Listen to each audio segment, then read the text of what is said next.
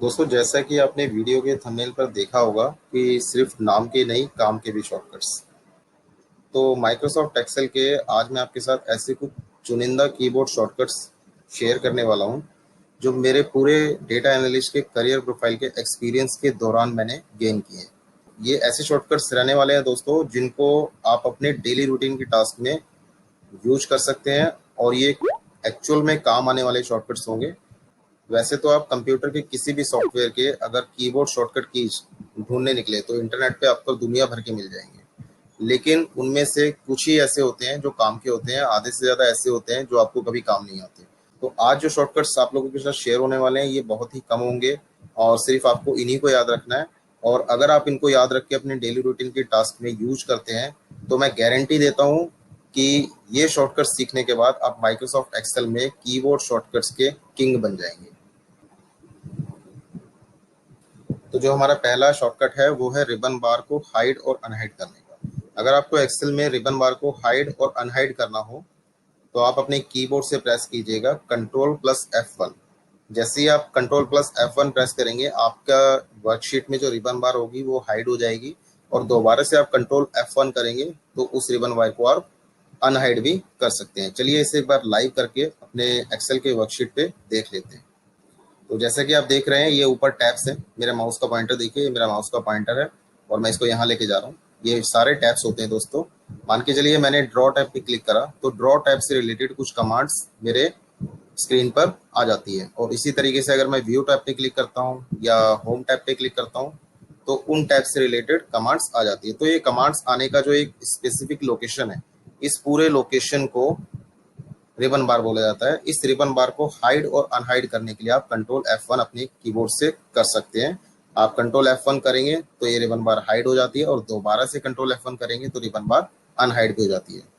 तो अगर आगे से कभी आपको अपने एक्सेल में इस तरह से स्क्रीन मिले तो आप समझ जाइएगा कि रिबन बार हाइड है, और उसको अनहाइड करने के लिए आपको कंट्रोल F1 प्रेस करना है। या फिर आप नीचे डेटा पे काम कर रहे हैं और डेटा पे काम करते हुए आपको लगता है कि एक्सेल की वर्कशीट का जो स्क्रीन है वो थोड़ा छोटा आ रहा है, तो उसको आप थोड़ा सा वाइड स्पेस में दिखाने के लिए दोबारा से कंट्रोल F1 प्रेस करके स्क्रीन को थोड़ा सा बड़े मोड में, बड़े व्यू मोड में लेके आ सकते हैं। चलिए चलते हैं अपने नेक्स्ट एग्जाम्पल की तरफ।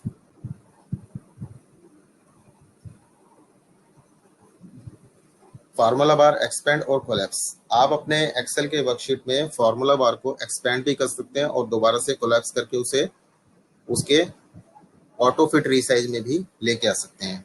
तो फार्मूला बार को एक्सपेंड और कोलैप्स करने का जो शॉर्टकट होता है वो होता है दोस्तों control shift you.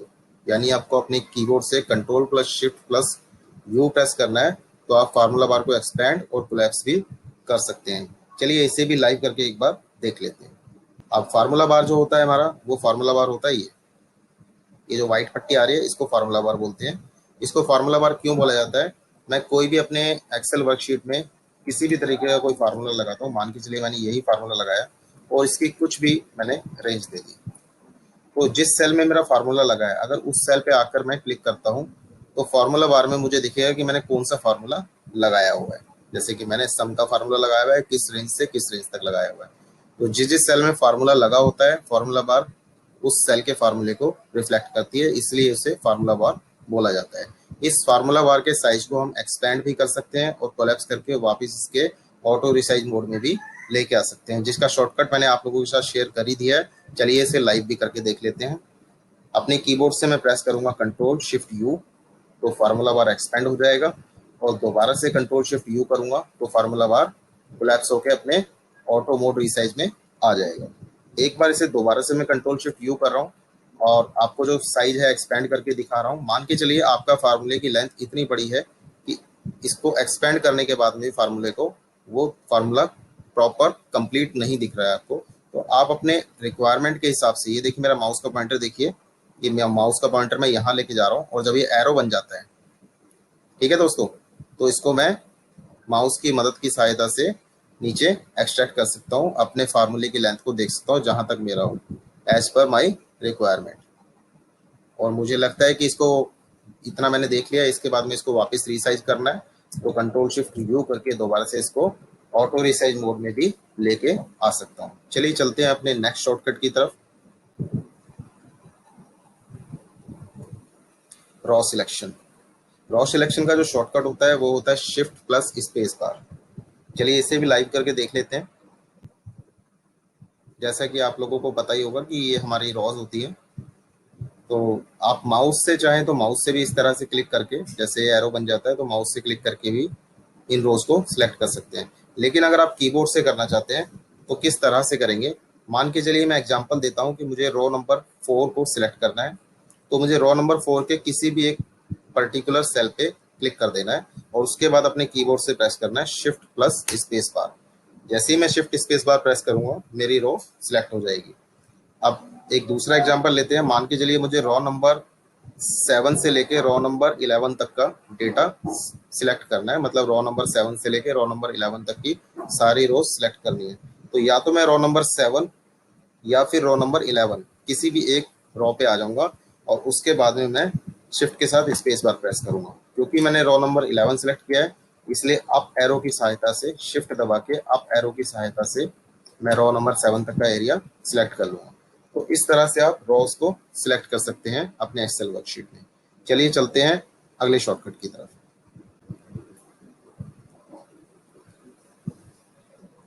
Column selection का शॉर्टकट जिस तरह से रो सिलेक्ट होती है शिफ्ट स्पेस बार से, उसी तरह से कॉलम सिलेक्ट होता है कंट्रोल प्लस स्पेस बार से। चलिए इसे भी लाइव करके देख लेते हैं। ये देखिए दोस्तों, ये कॉलम्स हमारे ये हैं जहाँ पे ये हेडिंग्स लिखे हुए से बी, डी, ई, एफ या एच, ये जितने भी अल्फाबेटिकल्स लिखे हुए हैं और वर्टिकल जो ये चल रहे हैं ये सारे कॉलम्स होते हैं दोस्तों। आप इनको सिलेक्ट करने का दो तरीके हैं आपके पास में। या तो आप माउस पॉइंटर की सहायता से इस तरह से क्लिक कर सकते हैं। मान के चलिए मुझे कॉलम नंबर बी सिलेक्ट करना है, तो बी कॉलम के ऊपर आकर जब ये एरो बन जाता है मुझे माउस से क्लिक करना होगा लेफ्ट और ये कॉलम सिलेक्ट हो जाएगा। जनरली लोग इसी तरह से कॉलम को सिलेक्ट करते हैं, लेकिन कॉलम को आप चाहें तो कीबोर्ड शॉर्टकट से भी सिलेक्ट कर सकते हैं। तो कीबोर्ड शॉर्टकट से मान के चलिए मुझे कॉलम नंबर ई सिलेक्ट करना है, तो कॉलम नंबर ई के किसी भी एक पर्टिकुलर सेल पे मैं अपना माउस पॉइंटर रख दूंगा और कंट्रोल के साथ अगर स्पेस बार प्रेस करता हूँ तो कॉलम ई को मैं सिलेक्ट कर लेता हूँ। ठीक है, इसी तरह से मुझे मान के चलिए कॉलम नंबर बी से लेके कॉलम नंबर डी तक का एरिया सिलेक्ट करना है, तो मैं कॉलम नंबर बी पे आ जाता हूँ और किसी भी एक सेल पे क्लिक करता हूँ। उसके बाद में मैं कंट्रोल स्पेस बार प्रेस करूंगा और डी कॉलम तक का सिलेक्शन ले लूंगा।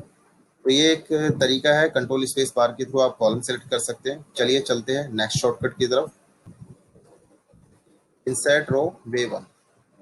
दोस्तों रो को इंसर्ट करने के दो तरीके होते हैं, मैं दोनों ही तरीके आपके साथ में शेयर करूंगा। तो पहले तरीके की तरफ चलते हैं। अगर आपको रो इंसर्ट कराना है तो आप अपने कीबोर्ड से प्रेस करेंगे ऑल्ट आई आर।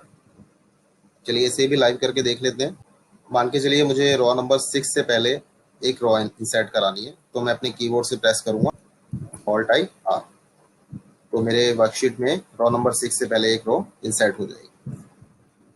इसी तरह से मुझे मान के चलिए रो नंबर 8 से पहले एक रो इंसर्ट करानी है, तो रो नंबर 8 के मैं किसी भी सेल पे आके क्लिक कर दूंगा या कीबोर्ड की सहायता से आ जाऊंगा। उसके बाद में मुझे ऑल्ट आई आर अपनी कीबोर्ड से प्रेस करना होगा, तो रो नंबर 8 से पहले एक रो इंसर्ट हो जाएगी। मान के चलिए मुझे 7 रो सिलेक्ट करनी है, तो मैं किसी भी 7 सेल को पहले सिलेक्ट करूंगा। अब मुझे 7 रोज यानी कि 7 रोज मुझे चाहिए, तो मैं ऑल्ट आई आर प्रेस करूंगा, तो एक साथ मेरी 7 रोज मेरे डेटा में इंसर्ट हो जाएगी। चलिए चलते हैं अपने नेक्स्ट कीबोर्ड शॉर्टकट की तरफ। इंसर्ट रो का वे वन हमने सीख ही लिया है। हम दूसरे तरीके से कैसे रो इंसर्ट कर सकते हैं। First select row then press control plus plus sign. आपको पहले रो को सिलेक्ट करना है, उसके बाद में कंट्रोल प्लस प्लस साइन करना है। तो चलिए इसे भी लाइव करके देख लेते हैं। मान के चलिए मुझे रो नंबर 8 से पहले एक रो चाहिए, तो रो नंबर 8 के किसी भी पर्टिकुलर सेल पे आके मैं माउस पॉइंटर रख दूंगा या कीबोर्ड की सहायता से आ जाऊंगा।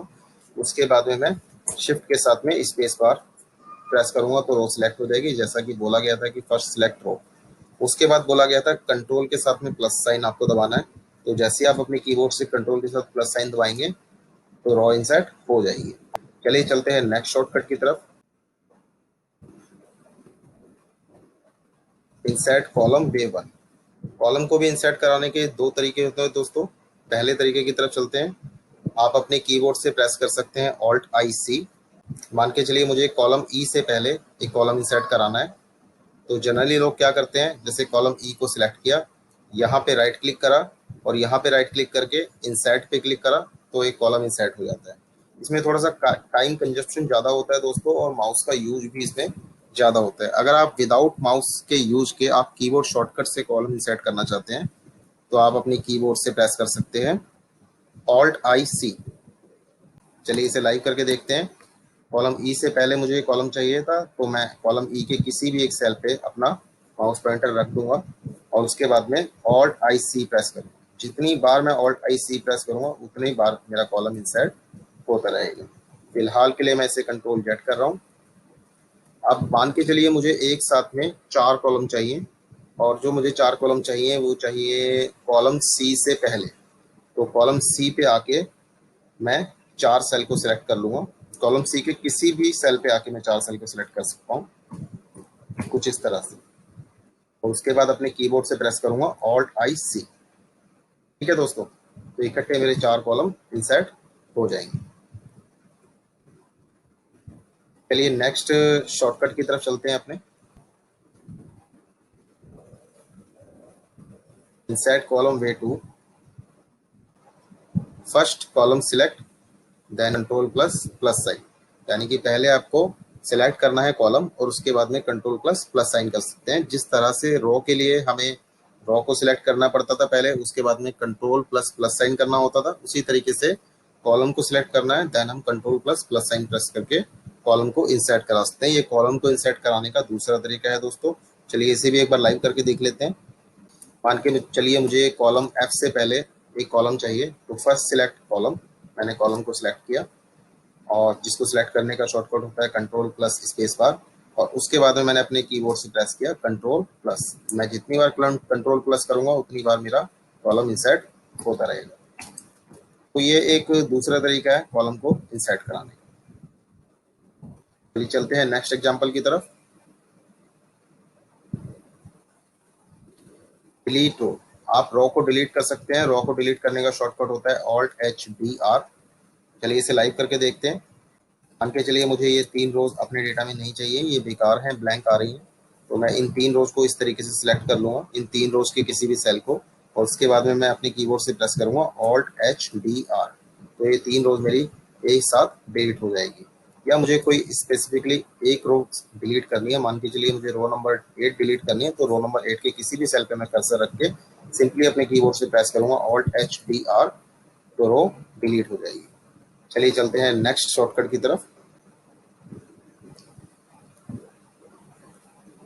डिलीट रो वे टू, आप रो को दूसरे तरीके से कैसे डिलीट कर सकते हैं, first select row then press control plus minus. चलिए इसे भी एक बार लाइव करके देख लेते हैं। मुझे मान के चलिए रो नंबर 12 डिलीट करना है, तो रो नंबर 12 के किसी भी एक पर्टिकुलर सेल पे आके मुझे माउस पॉइंटर रख देना है।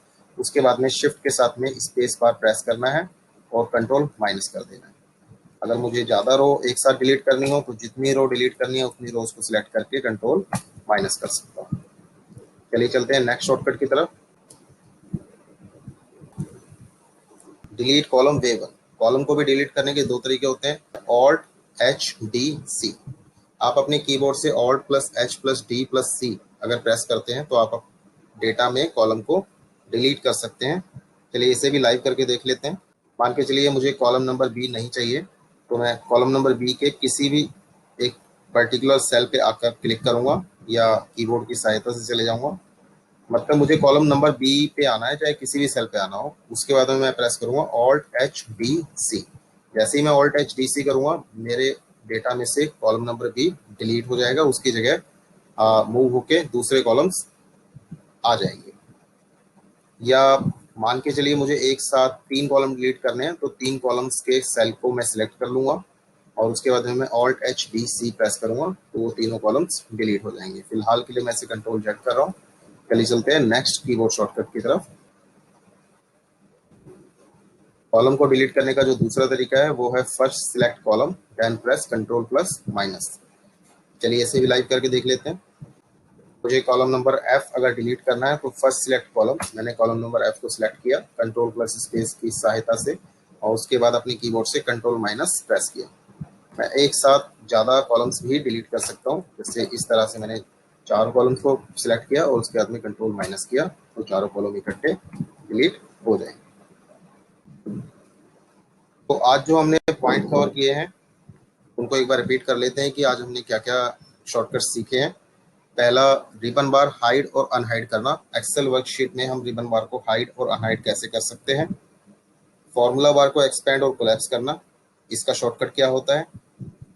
रॉ सिलेक्शन को किस तरह से शॉर्टकट की सहायता से हम अपनी रोज को वर्कशीट में सिलेक्ट कर सकते हैं। कॉलम सिलेक्शन, कॉलम को कैसे सिलेक्ट किया जाता है। इंसर्ट रो कैसे इंसर्ट की जाती है। इंसर्ट कॉलम, कॉलम कैसे इंसर्ट किया जाता है। Delete row and delete column, यानी कि कॉलम्स और रो को डिलीट कैसे किया जाता है। तो ये एक मेरा छोटा सा प्रयास था दोस्तों कीबोर्ड्स के शॉर्टकट का। ये मेरा पहला कीबोर्ड शॉर्टकट का वीडियो है जिसमें मैंने बेसिक लेवल के शॉर्टकट्स आप लोगों के साथ शेयर किए हैं। आने वाले वीडियो में मैं कीबोर्ड के कुछ एडवांस लेवल के शॉर्टकट्स आप लोगों के साथ शेयर करूंगा। जैसा कि आप कंप्यूटर की स्क्रीन पर देख रहे हैं कि आप लोगों के साथ सिर्फ 8 टॉपिक्स जो हैं कीबोर्ड शॉर्टकट के अभी तक शेयर किए गए हैं, लेकिन ये 8 के 8 ऐसे टॉपिक्स हैं दोस्तों जो डेली मर्जा की एक्सेल रूटीन की डेली टास्क में आपके काम जरूर आते होंगे। बेशक ये बेसिक लेवल के शॉर्टकट है लेकिन काम जरूर आते होंगे। इनमें से कोई भी ऐसा शॉर्टकट नहीं है जो काम आपके ना आता हो। डेली रूटीन में आपको रॉ भी सिलेक्ट करनी पड़ती है, कॉलम भी सिलेक्ट करना पड़ता है, डिलीट भी करना पड़ता है, ठीक है ना। इसी तरीके से आपको रिबन बार कभी कभी हाइड और अनहाइड भी करनी पड़ सकती है। फॉर्मूला बार को एक्सपेंड या कोलैप्स भी करना पड़ सकता है। नेक्स्ट वीडियो में मैं इससे एडवांस लेवल के शॉर्टकट लेके आऊंगा, लेकिन लेके वही वाले शॉर्टकट आऊंगा जो नाम के नहीं काम के होंगे। वीडियो देखने के लिए आपका धन्यवाद। मिलते हैं नेक्स्ट वीडियो में।